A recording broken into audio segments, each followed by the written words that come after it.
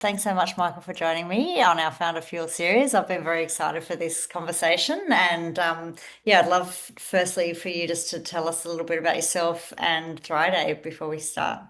Yes, I'm Michael, co-founder and CEO of Thriday. Essentially, I used to work in banking for many years. I actually used to be head of mobile banking at a couple of different banks. And it's always a huge frustration for me how limited the offerings were for small to medium enterprises. And essentially, then that they were sort of forced to go off and they use a variety of other tools around their financial management, accounting, tax to complete, I guess, the back office part of running a business. And I felt there was a massive opportunity to integrate accounting and tax with banking so that you could actually streamline a lot of end-to-end processes. And this idea was really sort of something I was trying to get approved when I was in those organizations, but couldn't get it over the line. And a variety of reasons for that. And I think some of them were correct reasons. I think some banks see themselves as, not playing in that space and it's not sort of core to their business. But it was something that I just couldn't get out of my head. And when I was running my last startup, which was a business called Parkhound, I was just completely frustrated with our financial management tools or stack. And I just couldn't believe how antiquated they were, how non real time. Like it was crazy to me that in this day and age, things aren't real time Mm. and that you couldn't automate a lot of processes. So I was doing a lot of them manually or leveraging an accountant. And so that sort of spark um, came back to me. I exited that business we were acquired, and I thought if I'm going to tackle a new problem, this is the one I want to tackle. So what Thriday does is, on one hand, you get your banking, debit cards, you can make your payments, direct entry, transfer between your accounts. It's like a bank. On top of that, we've got all the accounting, invoicing services that you need that you would typically get from a product like, say, Xero or Myob. And then we've got a tax agent license, so we can actually lodge BAS and tax returns through the software on your behalf. So it's a complete end to end. And through those integrations or having everything in one system, we actually automate dozens of manual tasks that people have to do because we've got access to the data in real time through the transaction and bank account. We've got the ability to move money around based on your permissions, Yeah. and then we've got the ability to lodge things at the end of the day. So it's a really compelling offering, and it's really suited to small to medium businesses, sort of 0 to 20 employees. We're typically the business owner or the founder still doing a lot of the financial administration. And I haven't met one person who loves doing that. So we've sort of found a sweet spot in tackling that problem for that audience. Yeah, that's amazing. And how long's Thriday been operating for now? We started as an idea in 2020 Okay. and we launched in late 2021. So we raised a seed funding round on virtual, so using crowdfunding. Yep. And then we launched later that year. So that was, very. It seems only like yesterday, but time flies. I know, similar timing to us. Another COVID baby. Exactly, exactly. Yeah, yeah, so good. Oh, that's great. Thank you. That's a really great overview of you and what the business does. I really appreciate that. And you did touch on already the start of your funding journey, which is the next thing I wanted to ask you. Like, what has your funding journey been so far? Well, we've had some really interesting situations because our first time we went to raise was during COVID. So we actually went to raise in 2020, and sort of COVID had hit, and it was difficult. We actually had some funding pulled from us, unfortunately, Mm, which was disappointing. I don't actually think I've shared that publicly yet. So we sort of then hit the drawing board again, and we sort of set aside some time to hit some further milestones. yep. Towards the end of that year, the market had turned. So we then started to have the COVID sort of peak of like, okay, let's invest in startups. Obviously, a lot of disposable income, Yeah. and VC was sort of on fire. Yeah. Um, Now, when we went to the market, one of the challenges with Thriday is it's quite a complex product. It's not like a single niche vertical product, and you're just doing one thing really well. And a lot of it was not only the fact that we were across multiple sort of product features in banking, accounting, and tax. They're very complex They need to be compliant. They're highly regulated. Yeah. So initially, we actually found it quite challenging to raise. We had a little bit of interest from some high net worths that played in this domain and were interested in the proposition. And through that, we were like, well, there's enough interest there, but not quite the quantum of money that we felt we needed to tackle this problem. So what we ended up doing is we actually met the folk at Virtual because from the very beginning of our journey, we had always engaged a group of small businesses to help us sort of co-design what we were building. We'd often ask them questions about product. We would obviously sort of share how we were building things. And, Right. that was really integral in our early days. So they were also interested. We mentioned to them that we were looking at crowdfunding, and that initial community we built was interested. So that was like a big tick for us. So we came up with this concept, which was quite unique at the time, and that was actually to combine. So to get some high net worths to participate in a crowdfunding round, as well as getting the sort of general community to come along. So that's what we did. We ended up raising $3 million in 3 days, which was a record. Yeah.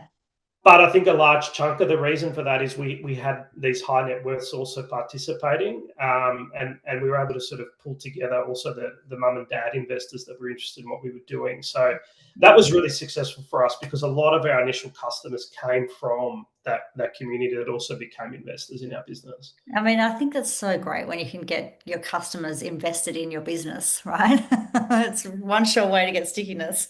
Exactly. And then the second time we went to raise was late. So we'd gone live in around October 21. So we wanted to hit that milestone of going live, showing some early traction and then raising. So in early 2022, we had just prepared everything. And Russia invaded Ukraine. Yeah. And again, we had some interest, and that sort of went cold. It was quite challenging, at certain points we thought we might not get through.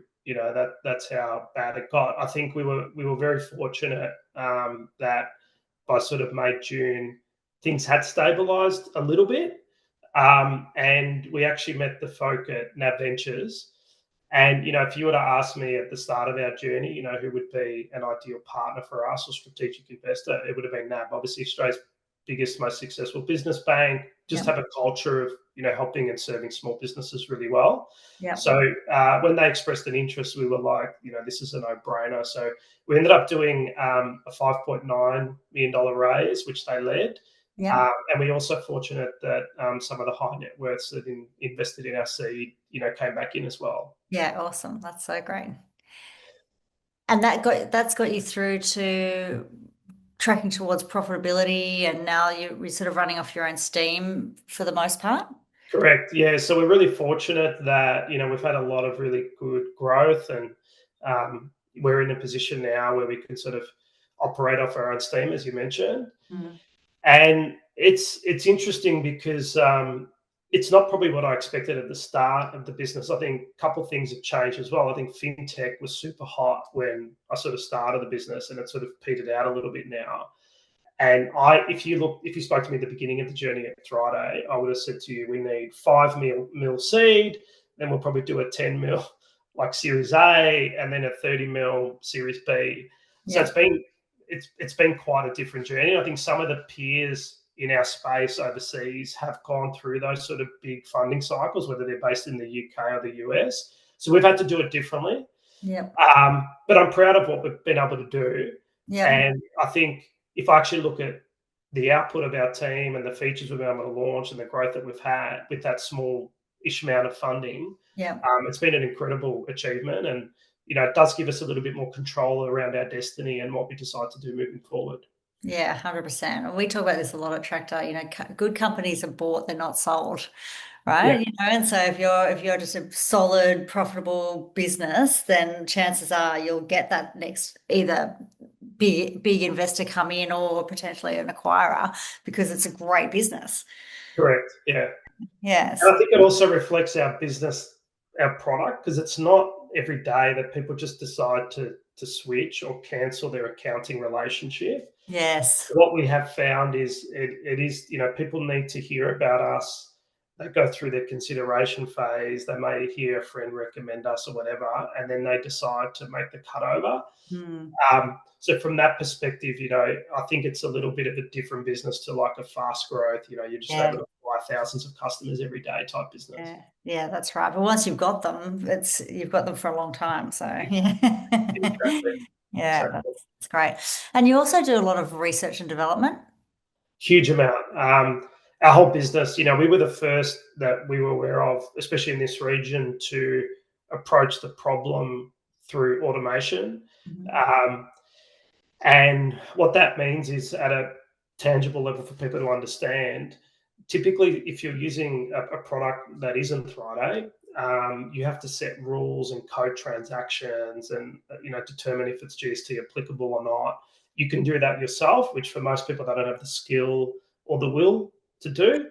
Yep. Or you can pay an accountant or a bookkeeper, and typically in Australia, you're paying anywhere from $50 an hour for a bookkeeper to a few $100s an hour for an accountant. So it can Mm, get quite expensive really fast. mm. When you think about accounting, and especially now that people understand the power of AI, it's Mm. so easy to understand that can be automated. Transactions, rules, tax rules, Yep. thresholds, etc.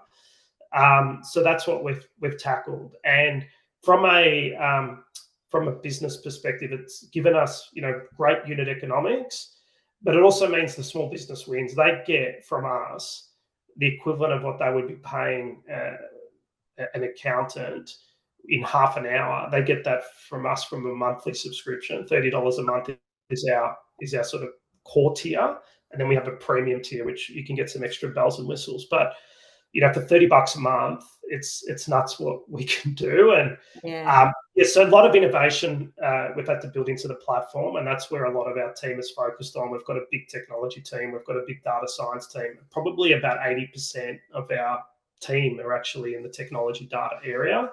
Yep. So for us, every year, we've been able to leverage the R&D rebate, which I think is a fantastic program, because Yeah. that coupled with our revenue growth has afforded us the opportunity to get to break even. Um, Mm. so yeah, no, a huge part of what we do. Yeah, yeah. And how does it like, how do you find that helps? I mean, it gets you closer to break even. How are you actually using when you get the refund? Like, what are you doing? How are you making that really work for you in your business? Look, for us, it's traditionally been we would get the refund at the end of the year, and use it essentially as a way to support cash flow for the upcoming financial year. Yeah. But this year we actually made the decision with Tractor Ventures to take an R&D financing, just Yep. because it afforded us the opportunity to move forward with some clarity around some hiring and things we wanted to do. So we're actually doing some new projects and expansion of the platform. Yep. And for us, instead of waiting for the R&D to come through, and it may come through now, it may come through in a few months, it Yep. just afforded us the opportunity to move forward with certainty, especially from a hiring perspective. I didn't want to start going into the market and then find that we weren't in a position financially to then actually onboard the talent that we were securing. Mm. And I've seen, sometimes in banks where they pull roles, even though they've actively started advertising it. So for us, it was a great way for us to augment or build out some capabilities that we needed internally with certainty, and use that to support some sort of massive growth initiatives that we have planned this year. Yeah, so good. So it's effectively instead of waiting to grow in another year, you're bringing it forward and getting those activities kicked off. So it makes a lot of sense. Yeah. 100%, yeah. Yeah, fantastic. Great. Thank you.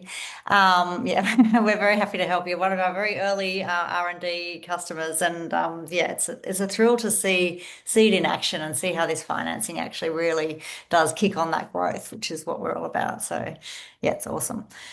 Um, can I ask you now around, we're sharing this content on LinkedIn, and a lot of our listeners and readers are really enjoying hearing from other leaders about great tips or great management tools or philosophies that you sort of live by. Is there anything, one or two things that sort of have really helped you in previous business, but in Thriday as well as a leader? Like, what are the things that you have really used for your success? Yeah, I was really lucky. I think it was even during high school, I was given a book called Strengths by Marcus Buckingham. Okay.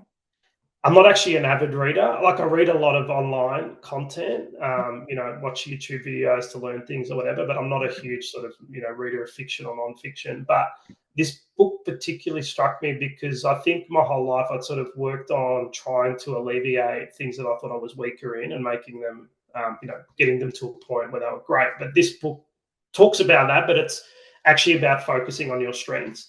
And I'd sort of, I do have certain strengths that are different to many people, and it's become something that I've really leaned into and wanted to leverage. And then I think that manifests in many different things about how I operate. So I know what my strengths are, and therefore I know what things I need to surround, who I need to surround myself with from a business perspective.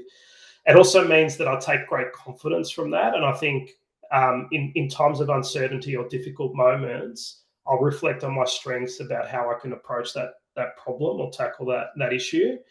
And I think it also means in terms of how I think about what businesses to even run, I think about those strengths as well. So I think for me, that's been a huge thing that I've kept coming back to in my career. Yeah, And I great. finally say around that, it also basically, I guess at the end of the day, says to be yourself.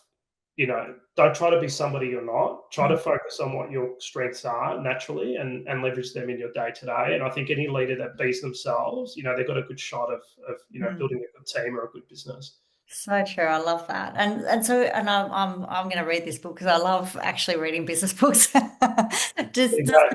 does the book take you through and help you identify what those strengths are? Is that how you Correct. Yeah, okay, cool. Yeah, so it's really good. So you'll obviously read about the theory and the research that was done into it. And then, you can go off and complete some survey and questionnaire around it. And it does. And I think, like most of those things, it's incredibly accurate.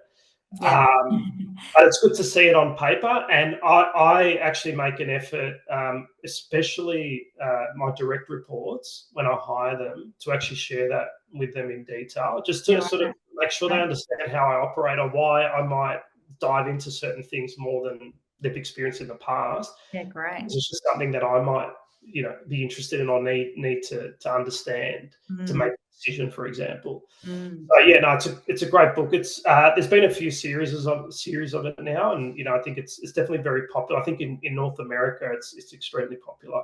Yeah, it's so good. I mean, I think that really, I think one of the best characteristics of any leader is that self-awareness, and that Yeah, obviously that is a great tool to reach that level of self-awareness where you can, yeah, lean into your true superpowers and then surround yourself with people that have different skills. correct, I correct. think, yeah, just I know. won't share you my weaknesses, but I know them really well. So I tend to absolutely. I know going into certain situations that I'm not strong in that area, Yeah, and I need somebody else there for that. Yeah, yeah. 100%. You won't share just one of them? No. No, I won't make you. But what is one of what's one of the strengths that you learned that you have? I'm actually I've work ethic. So I've got, and I sort of noticed that, just to bring it back, I did have a corporate career for many years, and I just found that I had a work ethic that was quite extreme. I'm not saying this is for everybody; it's just how I operate. I actually love work, and I could do it all day Yeah. if I had the time. But what it did do, for example, is, just to give you some context, I never thought about doing a startup before I did one. Yeah, okay. But one of the things that gave me the confidence to do the startup is I sort of listed a bunch of things that I thought would be required, and I did some reading and spoke to some people, and that came up time and time again. Right, it's a lot of hard work, and you need to go through it. So You thought, great, that's what that I actually I said honestly, well, at least I'll tick that box. Like I might not be a good founder, it might not be a good idea, Hmm. but I'll have the work ethic to like see See. it through, or at least give it the best chance of success. And Yeah. there's a bunch of other things like that. But yeah, and I think the other thing is also around sort of empathy. And I think for me is I've always sort of grown up that way. I remember as a kid, doing things or donating things or whatever even as a young child, just because I wouldn't say I feel sorry, but I had empathy for people that maybe weren't in a situation like me or whatever it was. Mm. Anyway, I think from a business perspective, that can be incredibly important, both Yeah. as a leader, because you need to understand that there's very different team members. Linking it to that work ethic thing, I know that a lot of people don't have necessarily that work ethic that I have. Like they can't work 20 hours a day, but Mm. that doesn't mean that they're not any better or can't perform better than me. Like maybe someone can do more than I can do in 2 hours. So even Yeah. from an empathetic perspective, it's just understanding how everyone's different and what skills they bring. And Yes. also just understanding that everyone's got their own situations going on at home. Yeah. If people aren't maybe performing at their peak, is not approaching it from the perspective, oh, this person's not a good performer. It's Mm. actually trying to understand perhaps why What's they're happening at not, the moment? Yeah. outside of work as well, right? And Yeah, I exactly. think often leaders that I've met in the past, they go straight to blaming or accusing people of not being good performers, or whatever. But I think if you take an empathetic standpoint of wanting to understand and I guess being inquisitive, you can actually start to understand things that may be happening and work with that team member. So I've had sort of very lifelong relationships with a lot of people that I've worked with. I think part of that comes from that. Even though we're quite different in terms of my work ethic or my passion for coming into the office and working every day, Mm. even if the other person isn't like that, I can absolutely understand. And the part of the reason I can understand is I'm extreme one way and they may be extreme the other way. Yep. If I can understand my extremeness, Yeah, that's I right. can understand the extremeness of somebody else in the completely opposite direction. Yeah, that's so true. Oh, it's funny because I just saw a post on LinkedIn last night. It was someone had reposted a Steve Jobs interview where he was talking about team and performance. And in his view, it wasn't like you're looking at somebody's performance in that week or in that day. He was hiring for having a relationship with them for a decade. And so if they're 100%. not performing this week, this month, this year, it's understanding it's exactly what you just said, like understanding the how and the why and what else is going on and how to support them to get them back into thriving state. And then, over the decade, then you're going to have very strong performance, which I just love.